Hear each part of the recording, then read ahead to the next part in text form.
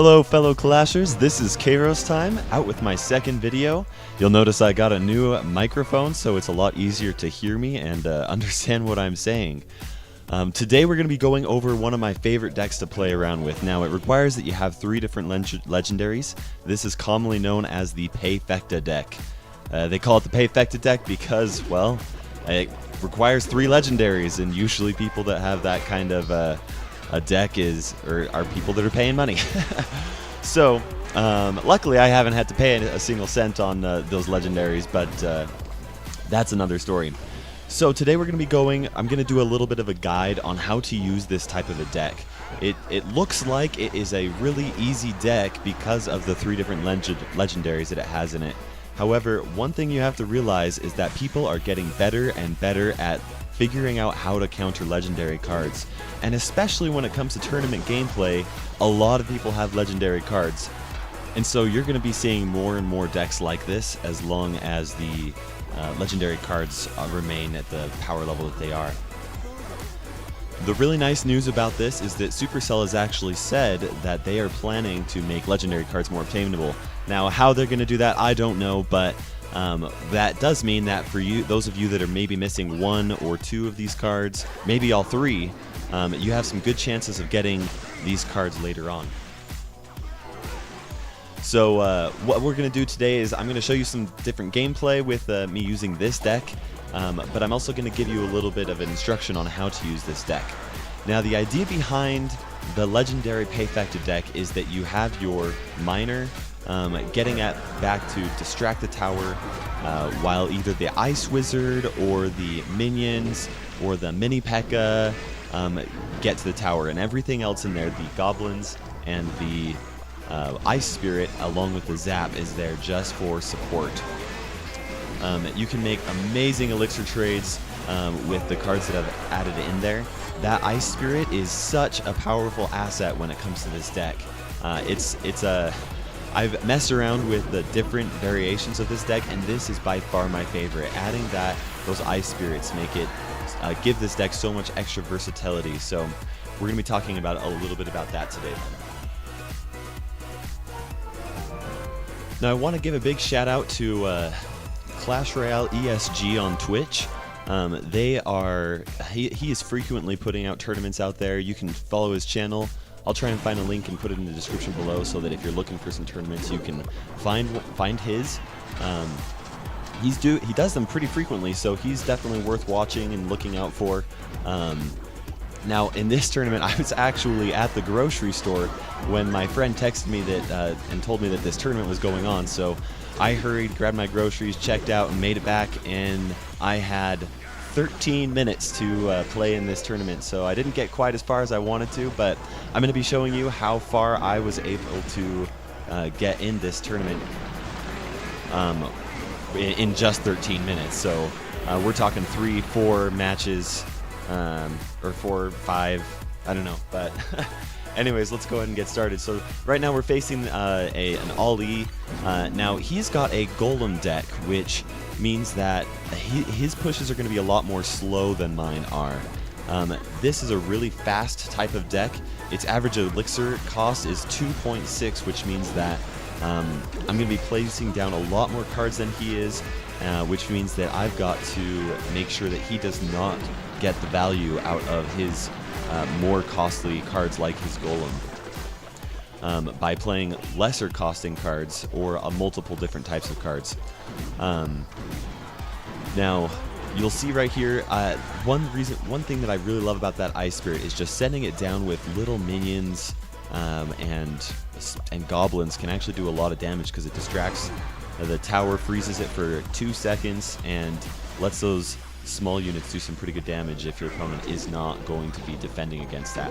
You'll see right here I've got a pretty regular push going on here. I will drop the mini P.E.K.K.A. after dropping down the miner. That's a really common push that you can do on here with this type of a deck. It's a really good one. Your opponent will most likely be expecting this type of a push because it's so common to be used right now, and so you can surprise your opponent by throwing down the Ice Spirit with it, And what that does is that if they place down something like another mini P.E.K.K.A. or a Valkyrie or a Musketeer or something like that to defend against your mini P.E.K.K.A., it freezes your opponent's troop so that your opponent cannot, so that it doesn't do any damage to your mini P.E.K.K.A. That gives your mini P.E.K.K.A. plenty of time to take down the troop and then make its way down to the tower if they're not prepared with another answer to your push. So far I've played 2 matches. I'm up in 85th out of a 200-man tournament. Still quite a ways to go. I don't think I'll be able to make number 1 in only 13 minutes of this tournament, but we'll see how far I can go. Right now we're facing a guy named Vampire. I'll speed up through some of the gameplay that you don't need to see. Now, this deck is interesting. He's got the 3 Musketeers, so I'm going to show you some cool things that you can do with the troops that I've got to defend against the 3 Musketeers. You'll watch right here, I'm going to place down the Zap on top of the 3 Musketeers and then the Ice Spirit. Now, placing it in that order, the Zap then Ice Spirit, is what it does is it allows your Zap to freeze those 3 Musketeers in time for your Ice Spirit to actually freeze them longer so that your tower or other troops can take out that tower. I use this frequently whenever my opponent has a really big push, especially if it's like a giant or backed up with some other troops like a wizard or Valkyrie or Musketeer, something like that. What you can do, you can zap them so that they stop for just a second and then place down your Ice Spirit. Doing it in that order will freeze them in time for you to drop down something else to try and do damage, or even just let your tower finish them off like I did with those Valkyries.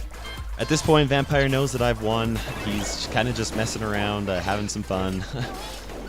He knows that this is over. This is a really powerful deck, and you can make one strong push right at the beginning of the match, take down a tower, and totally just defeat them, and they will stop playing for the rest of the game.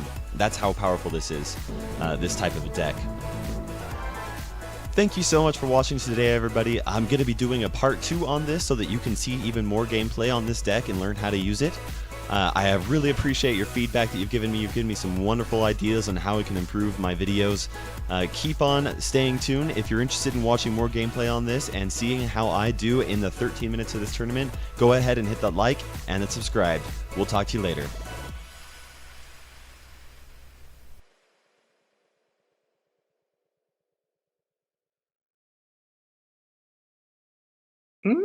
It's an orange juice.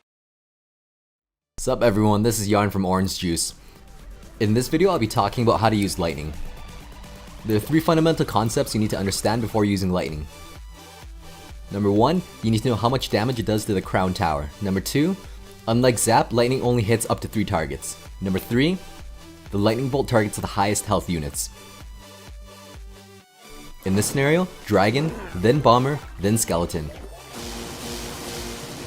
Generally, to make the 6 elixir spell worthwhile, you want to zap at least 3 medium health units, or be able to take out at least 6 elixir worth of troops, plus damage the crown tower. It does less than half damage to crown towers, but everything counts. You can use it to defend against an expo and damage the crown tower.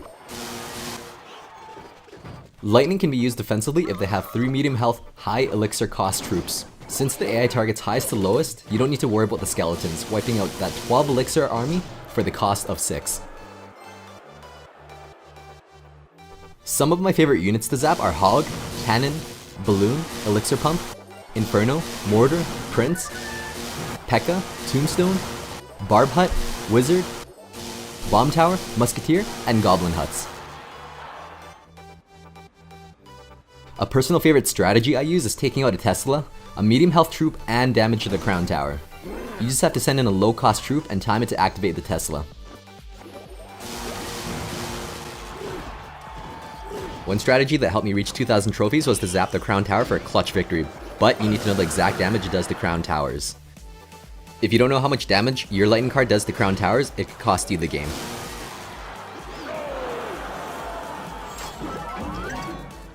If you found this video helpful, give us a like and click the juice box to subscribe.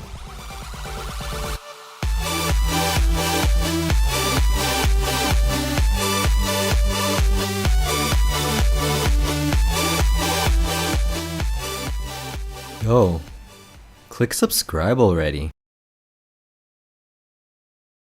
What's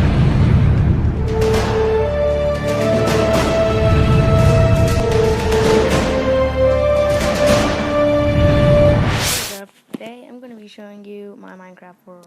It's called The Seams Wonderland of Awesomeness. I built a little bit of a tour, so let's start it. So right here I have an unfinished lighthouse because that was just too long to make. And I have a snowman in a haunted house. And these two hard guys. And a Christmas tree. And you could see all this random stuff. I was just bored. And this ugly car. And Patrick's Rock and this cake man. Brusky. And as you can see, there's the back of SpongeBob's house. I'm not an expert builder, so don't think like it's going to be so awesome. Here's a ladybug that my cousin built. And a flower that she built too. And here's a pumpkin house, and 2015 I made this when the countdown was going, and a lucky block. And I have a prison also. My cousin built this for me. It's a gingerbread house and a snowman and a cake house. So that's pretty much all it, but I'm going to show you inside and some of the stuff.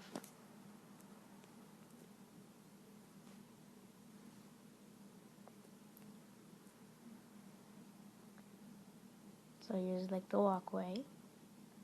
Pretty cool, you know what I'm saying? And I also have this Xbox symbol thing. I built this TNT. I might fill it up with TNT one time and blow it up.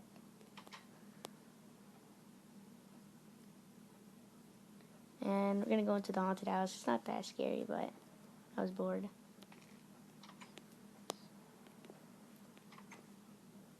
So there's supposed to be skeletons here, but I don't know where they went. One time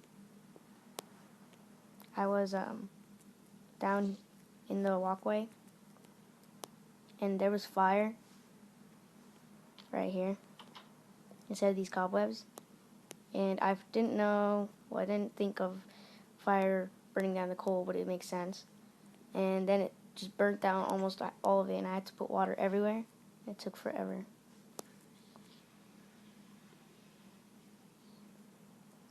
So here's like bad guys, and this is supposed to be kind of scary ride. Go through. There's supposed to be Pigman there, but I guess they despawned.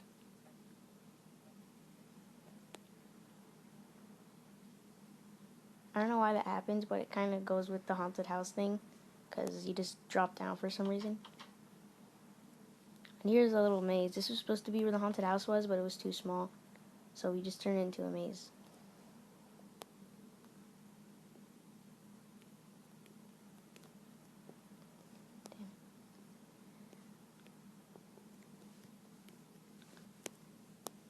Oh,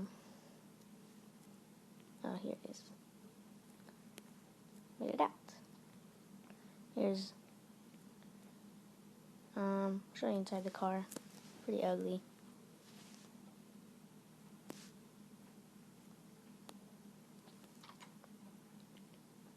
Some chairs and stuff. I guess it's supposed to be a robber's car because I put gems in the back. And there's the window and this huge door with the little door in the front. And I could show you the swimming pool. I built this with my cousin. You go all the way up here. There's ladders and a safe rail so you don't fall off unless you want to go into the pool. Hallelujah! And there's a kitty one. right there. Ugly one. Nobody cares about it. And actually inside the prison, it's pretty normal. I had cobwebs because old and bunk beds. And yeah. Show you inside Patrick's and SpongeBob's house. I'm also going to be watching the SpongeBob movie today, so maybe you guys are going to watch it too. I'm really excited. So, like, here's the bathroom. And, well, actually, it could be a shower, but then you would just drown. And, you know, Patrick just has his sand-built stuff, you know. Everything's sand. Here's this guy, SpongeBob. You know how he has his big TV and stuff. There's supposed to be a painting there, but I guess this didn't work. And his utensils in his library. Way smaller than it actually is. And you can go upstairs. Well, not upstairs, up the ladder where you can go to his little tree branch thingamabobber. And just these little houses. Just normal. Gold one. Oh, I could try inside the cake. Ugly. Oh yeah, and did you guys see these swords? Pretty cool, you know what I'm saying?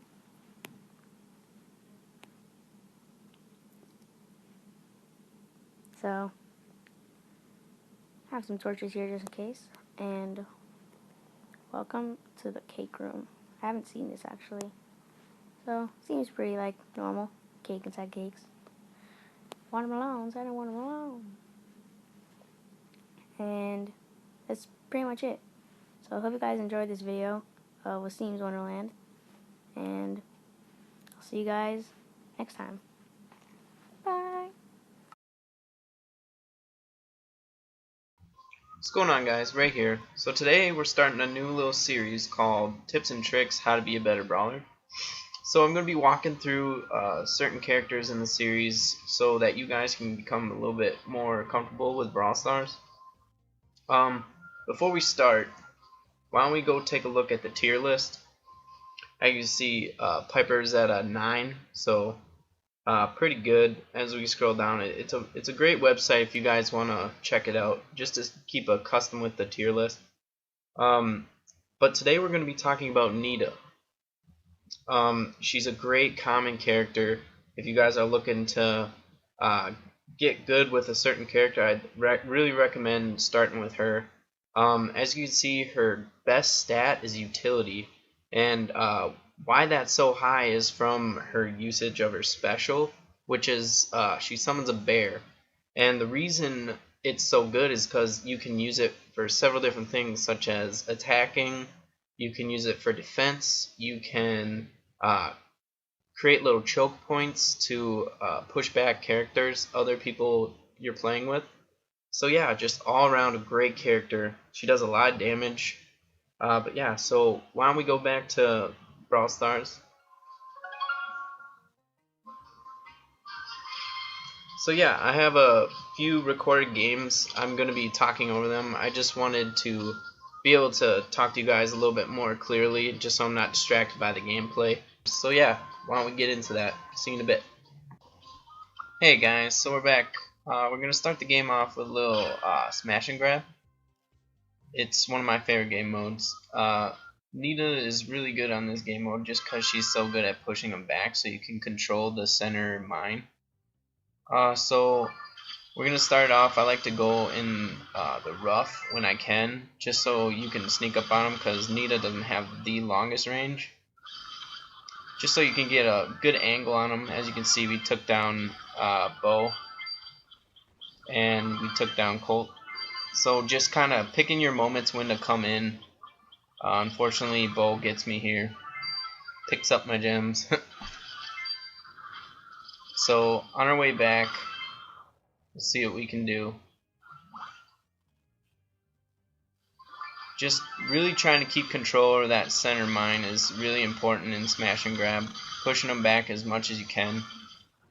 So here we're just kind of chilling, trying to keep them out of that center gem. So I use my bear in the rough just so I can push back Bo and kind of get Ricochet out of there. He's kind of chilling in the tall grass too, so trying to identify where he is and whatnot. So I knew Ricochet is still over in this brush, so I went down to get him, kind of just to get him out of there. Alright, so here is a perfect example of using Nita's bear for defense. I threw it right in front of Colt's blast just so he couldn't get me, so I could eventually get the kill on him. And now, since I got 7 gems, I'm trying to keep play a little bit more passive, just so I don't die for the team. So yeah, there's the first game. Alright, so for the next game we're going to be playing Bounty. Nita's still really good at Bounty. I think she's a bit better at smash and grab, but she's still able to get those kills and break up their team with her bear. So yeah, it looks like we got a Piper on our team. So basically what you want to do if you have someone in the back doing most of the damage, you want to be slowly throwing in little pokes, little jabs here and there, get them low so that your guy in the back can clean them up, get the kills for your team. So you see here I'm just kind of sitting back waiting for him to come forward, kind of jumping in when I can to get a few hits on him. Yeah, Piper's damage is ridiculous when she's far enough away. Here you see I tried to hide in the tall grass to some of my bear just so maybe they wouldn't be able to see it for an attack, and as you can see, her Nita's bear picked up the kill on Piper, so it worked out. So still just chilling, kind of in the back weeds, trying to lure them in. Not so much lure them in, but just wait, see what they're gonna do. Laying down my bear just in case Shelly came in for the attack even further, but she didn't.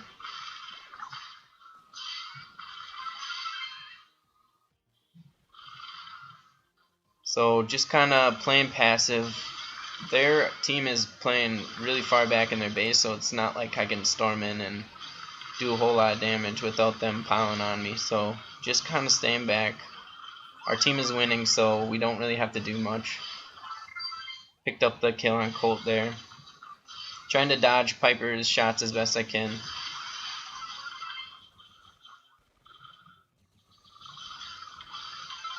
Looks like Colt was really trying to get Ricochet there, so try to jump in to help him.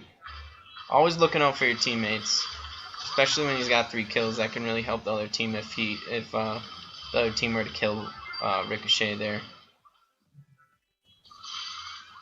So we don't have much cover anymore since the other Piper blew up the base. So unfortunately I died by Piper because of her long range, so it's gonna happen.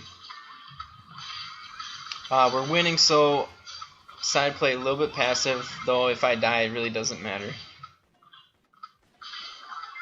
But yeah, the game's about to end. Pick up the kill on Piper there at the end, and about to throw down Nita's bear just for a little defense. But yeah, so our team won. So that's the end of the video, guys. Hope you guys enjoyed it. Nita's definitely a great character. Make sure to check her out. Yeah, so we'll see you in the next video. Alright, see ya.